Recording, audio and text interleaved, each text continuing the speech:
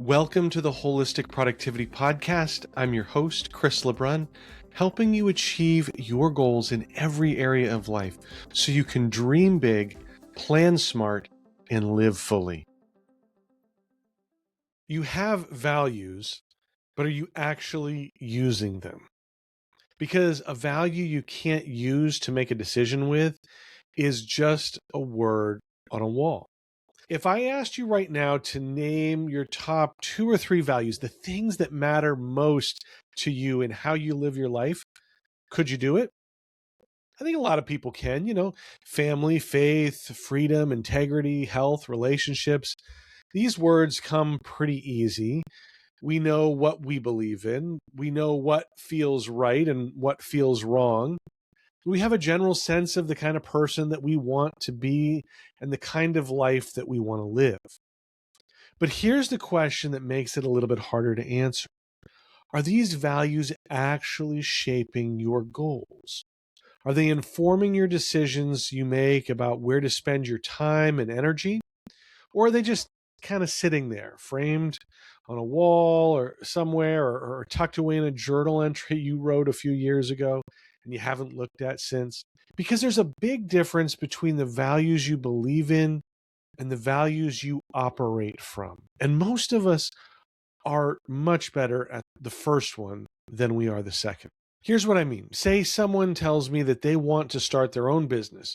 It's a great goal, but when I ask them why, really why they want to start the business, the answer is usually something like, I want more control over my schedule. I want my effort to benefit me directly. I want the freedom to work on my own terms. And that's still not the value. When we dig a little bit deeper, what we usually find is something like this. I want more freedom and flexibility so I can be more present for my family. I want to build something that gives me time back, time that I can actually invest in the people and the things that matter most to me. That's the value.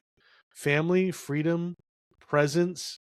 The business is just the vehicle the value is trying to drive. And here's why that distinction matters so much. When you don't understand the value underneath the goal, it is incredibly easy to end up chasing the wrong thing, to build the business, but lose the family in the process, to get the promotion, but resent the hours, to hit the target and feel nothing when you get there, because the target was never actually connected to what you valued in the first place. I learned this in a way I did not expect a few years ago.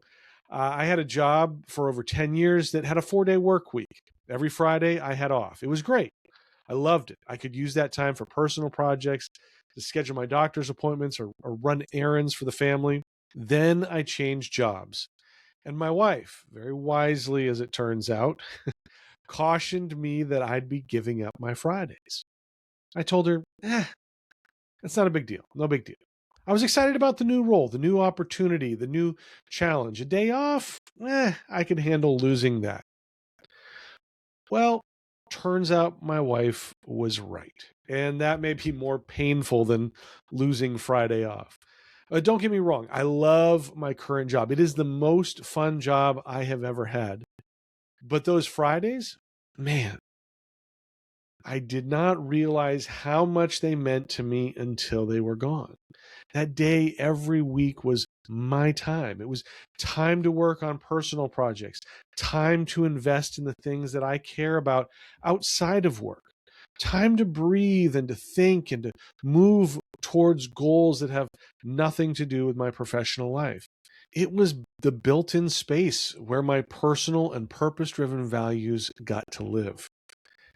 And my wife was right. She is never going to let me forget that, nor should she really.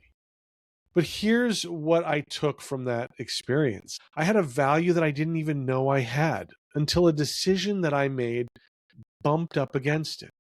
And if I had been clearer on that value going in, I might have negotiated differently, advocated for greater flexibility, or find a way to protect that time even in the new role. Instead, I discovered the value the hard way by losing what it was giving me. That's what happens when your values are decorative instead of operational. They can't protect you from decisions that work against them because you're not consulting them when it counts. So here's what I want you to do. Pull out your values, whether that's on a list that you already have or something you need to write down for the first time, and then look at your current goals right alongside them. For each goal, ask yourself, what value is this actually serving? And is this goal the best way to serve that value? Or is there a version of this that honors what I actually care about more directly? Your values are not a distraction, they are a decision making tool. So use them like one. We just talked about values, how they're supposed to be a filter you make decisions with, not a poster you hang on your wall and admire. And I want to push that idea one step further because plans have the exact same problem. And I know this might sound like a strange thing for me to say. I mean, I talk about plans constantly, dream big, plan smart, live fully. Planning is literally in the tagline for my podcast and my productivity business. I've got you doing Sunday strategy sessions. I've got you building goal roadmaps. I don't think there's a single productivity guy out there who doesn't talk about planning, and I'm no exception. So here's the confession. I've watched people, good people, thoughtful people, intelligent people, get so attached to the plan that they lose the thread of why they made the plan in the first place. Here's how it usually happens. It's one of two ways. The first, they never actually defined their values to begin with. So the plan isn't serving anything. It's just a plan, steps on a page.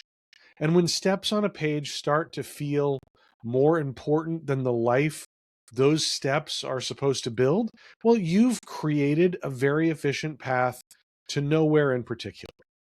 The second way, and this one's a little bit sneakier, is that they defined the plan, then refused to let it move. Life shifted, they didn't. The plan became sacred, and the purpose it was supposed to serve got quietly sacrificed to protect it. Either way, the result is the same. You end up defending a plan instead of living a purpose. Now, I hear some version of this a lot from younger listeners, Gen Z mostly, who feel like they're being asked to have their entire life mapped out right now. Like, if they don't have a 10-year plan by 22, they're already behind. And to that, I always start the same way. Hello, I'm Chris. I'm 51, and I'm still mapping out my life. It was impossible to have the whole thing figured out at 18. It was impossible at 24. It's honestly still a work in progress today, and I've made peace with that because life is constantly changing and we have to adapt to what life throws at us. But here's the thing, not having it all mapped out is not a reason to stop moving.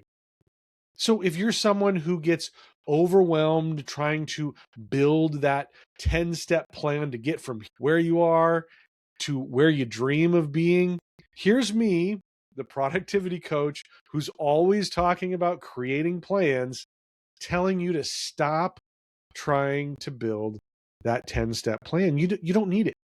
What you need is to understand your purpose. And that purpose doesn't have to be some grand values-etched mission statement.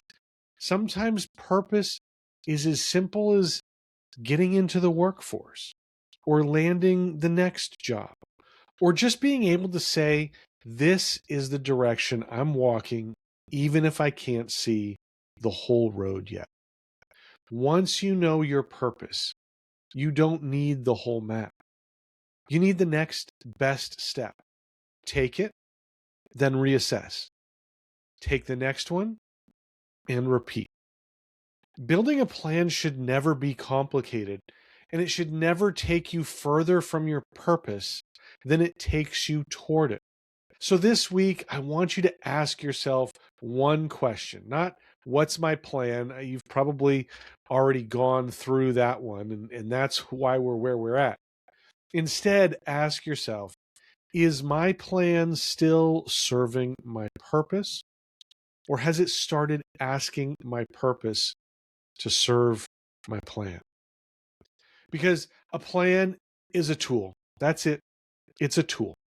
And the second it stops being a tool and starts being the point, that's a detour.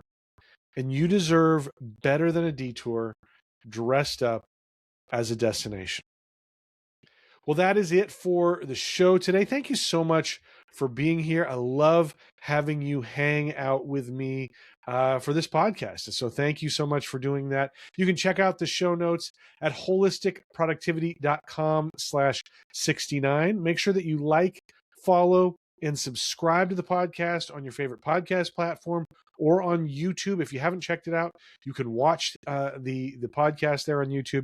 I drop a new episode every single week, so you don't want to miss that on whatever platform you watch or listen to. And if you learned something today, if you said, that makes a lot of sense, I would love to have you rate the podcast on your platform that you listen or watch. That's just the best way to help other people find the show and have that same moment where they're like, man, that really made a lot of sense. I want to apply that in my life. Follow at Holistic Productivity on Instagram, Facebook, Threads, LinkedIn, YouTube, Substack, all the social medias. You can find me there. And I've got extra productivity tips and motivation throughout the week. It's not the same thing always that you hear on the podcast, so it's great content.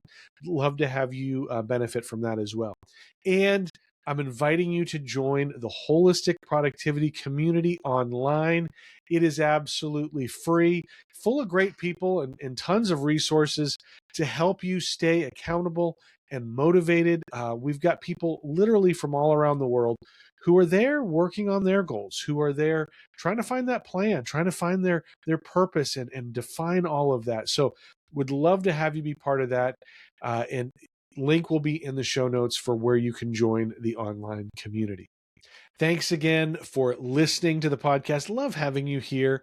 As I said earlier, the reason that I do this show is to help you achieve your dreams. I want you to dream big, plan smart, and live fully. And it's just so exciting to see that happen for you because I know it's going to make a huge impact in your life and probably in the lives of others as well. So have a great week, and I will see you next time. Take care.